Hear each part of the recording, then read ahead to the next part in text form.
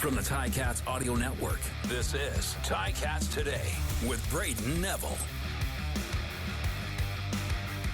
Hello and welcome to Ticats Today on the Ticats Audio Network. I'm Brayden Neville on this May the 31st, 2023, and the beautiful weather once again continued at Ron Joyce Stadium at McMaster University today. Just a beautiful day, as it's been all week. I've been saying all week it's just been a gorgeous day for football. Well, that continued today, and I think today may have even been the hottest day yet. It was a scorcher out there. We will be speaking to two of the most highly anticipated signings of the offseason, Levi Mitchell and James Butler.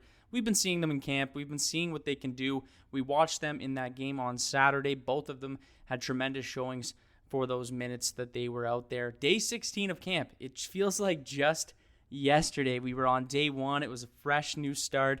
But here we are, nearing the end of camp and towards the start of the 2023 CFL season. And I would be lying if I said I wasn't ready to go. Get camp over with. I'm ready for the regular season. I'm ready to see these games that count.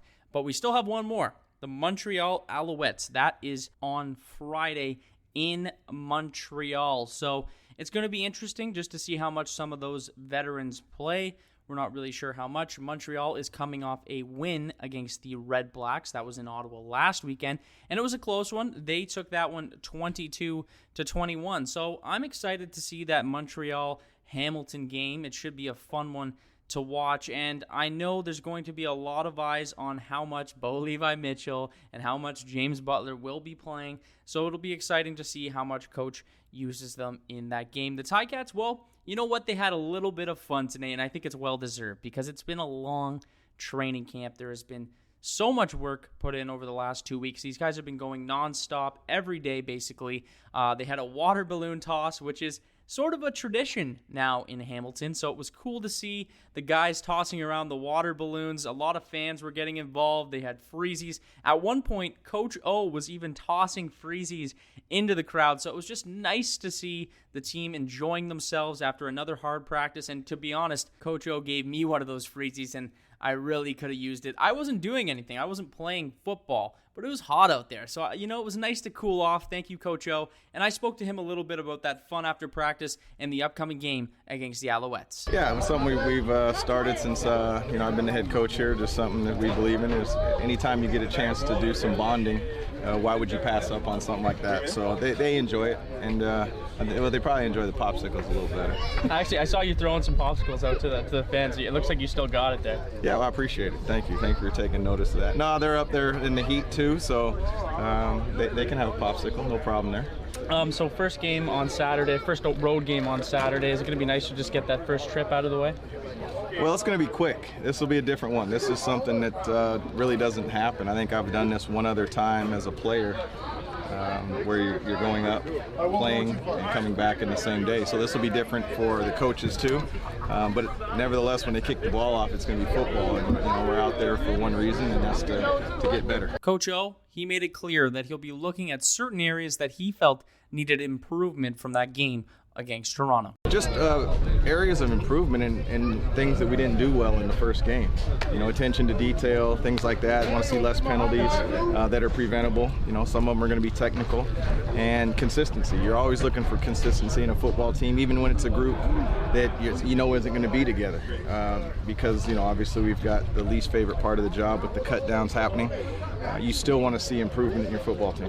Coach O, he mentioned releases. Well, those final releases will be this weekend. But one thing he did mention was that there's always one guy, for example, Lawrence Woods last year. There's always one guy who makes that crazy last impression that you just can't leave off the roster. There's always somebody. Somebody's going to have a couple touchdowns, maybe double-digit tackles, maybe make a spectacular play, and there's usually one or two of those every year, which make the decisions tough, but it's a consistent. They're evaluated on most everything, right?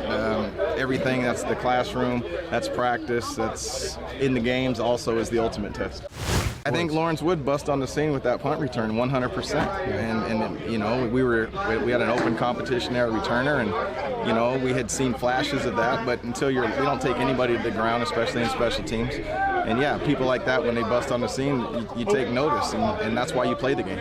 That was Coach O following today's festivities at Ron Joyce Stadium, and you know what? He's right. It seems like every year in the CFL, every team has that one guy you just didn't expect that comes out of camp and comes into that last game, and maybe you haven't heard his name all of camp, but out of nowhere, he just becomes a game breaker in a final game or a final couple days, and he makes the team. So it'll be interesting to see if there's a guy like that on this Ticats roster that maybe comes out of nowhere. Now, as I mentioned before, two major game breakers. It's not a secret for the Ticats this season, and the two newest additions to that Tommy Condell offense are Bo and James. Well, I spoke to James about the preseason and his first preseason game as a Ticat, just how he felt in that debut, what it was like to go out in the black and gold, or I guess the white, black, and gold, because they were wearing those white jerseys. But you get the point. I wanted to talk to James just about that first impression of playing in the Hammer as a Hamilton Tiger Cat, and I also wanted to get his input on the upcoming game. That first bit of action in a Ticats uniform last weekend, how did it feel to go out there in front of the fans here in Hamilton? It felt great. You know, I'm excited about it. I've heard all about like the atmosphere, so it was good to finally get out there. And just talk me through a little bit training camp, how it's gone for you so far, your first one here in Hamilton. Hard. That's the first word I could describe. It's a hard training camp. It's definitely different from any training camp I've been through, but I'm glad we're dwindling down. And now the first road game on Saturday, you're going for the first trip of the year. What is it like just getting that first one out of the way? It feels good, you know, I'm excited, you know what I'm saying? I love away games because it's just kind of like us versus everybody, you know what I'm saying? Just the coaching staff, the team, and, you know, the crowd, the other team, you know, everyone's versus you, so it's just like pretty much just like you just going into enemy territory. Now, Bailey, he got those reps in at fullback on last weekend. Did you give him any advice maybe going into the game? Were you kind of talking to him a little bit? I mean, Bailey's a smart guy, you know what I'm saying? Like, I've never seen someone make that big of a transition and be able to go that fast that soon. So I was just telling him, do your thing, you're a smart guy, you know what I'm saying? I'm glad he got the first touchdown out of the back, so we're excited about that. So that was good to see. And you had a career year last year. Are you kind of setting goals for yourself maybe to surpass the great year you had last year? I mean, I'm always setting goals, but you know what I'm saying? Just like even like last year, I had goals and I met those goals, and this year I have goals. But me, I don't like to talk about my goals. You know what I'm saying? I like to keep my goals to myself and just like keep my head down, and then come the end of the year, if I hit them, I hit them. If I didn't, I didn't. You know what I'm saying? I'm doing whatever I can to hit them. And now that big O-line, it's a strong O-line. It was your first chance to play behind them. What was it like getting behind those guys on Saturday? Man, it was great. You know what I'm saying? Just like I was saying, like they're so big, it's gonna be hard to see me behind them. So they were moving guys out the way. You know what I'm saying? We're all communicating on the same page. So I'm excited to only grow more comfortable and more familiar with those guys. You've gotten a couple weeks now. You're ending training camp the next couple days. Mm-hmm. Have you gotten adjusted to that playbook and maybe a different play style than what you were used to last year? I've definitely gotten adjusted to the playbook. It's still like new, you know what I'm saying? But I feel like I've gotten adjusted enough so I can go fast, which is really good. You know what I'm saying? I pride myself on being a pro and you know, preparing, and so I'm excited about that. But I like the plays, you know what I'm saying? I like the runs we have. Obviously, I like the O-line, you know what I'm saying? I like all the weapons we have. You know, obviously Bo back there, quarterback, you know, and then I feel like I get to play against, you know, some of the best guys in the league on defense every day. So, you know, we're only making each other better.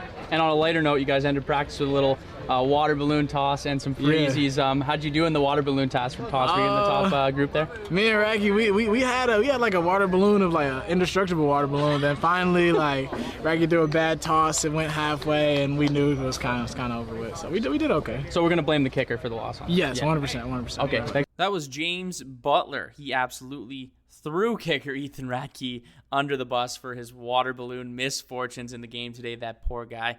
But he's going to be exciting to watch this year. It's pretty clear. Everyone knows that. He is an absolute beast, over 1,000 yards rushing last year, and he's looking to do even better this year, and I think there's a very good chance you could see him do just that. Now, Bo Levi Mitchell, he's looked right at home all training camp long. He's been the talk of camp, rightfully so, a new quarterback with his resume. How could they Well, how could they not be? And his veteran presence has just been noticed out there all training camp long and in that preseason game on Saturday. So he is now finishing his first training camp in Hamilton. He reflected on it a bit and how things went at Ron Joyce Stadium over the last 2 weeks. I see a lot of good things. I see that we're close. That's something that this kind of environment I think really builds. Is this is a very close team. There's not a lot of headbutting between. Typically you have like a couple guys on the team that just don't like each other. Whether or not it's a DB getting caught on by a receiver, or a D lineman, O lineman banging heads all week. And usually you see a little bit more fights at camp. I think we had one that got resolved before practice even ended, and they were shaken up before we went back in. Yes, I mean that's what I see. Obviously we have talented guys. The talent's going to get you here, but we got some hard workers. Creates the right environment to get the best out of you. And I think right now with the talent we have in this room, we have a good chance to be very good. But again, it's always about staying healthy. So stay healthy, we'll have a good chance to make a pretty good season out of this. Bo was asked about that difficult season opener against the Winnipeg Blue Bombers, and he had a great response for the Ticats Audio Network and the media. Yeah, I love training camp in the sense of playing with a new team, being able to learn things, learn each other. But you play football to play the game, so just excited to get there. It's going to be a lot of prep, obviously, but I don't want to, speak too much past Montreal because we got a game and something that, we got to go out and handle business as a team, as a unit. See who's going to, to me, go make plays and earn their right to be on the team. Finally, Bo touched on how important it is to stay healthy as a QB and to know when to be cautious in that game situation. Yeah, I think, when I came to the league, it was the year that, Glenn, Lule, Ricky Ray, and Kyle Vio all went down. Yeah. So in my mind, I was like, okay, well, to separate myself, the only goal I wrote down was play all 18 games for 2014. So, sometimes that means you're going to be a little bit, weak-minded in certain situations.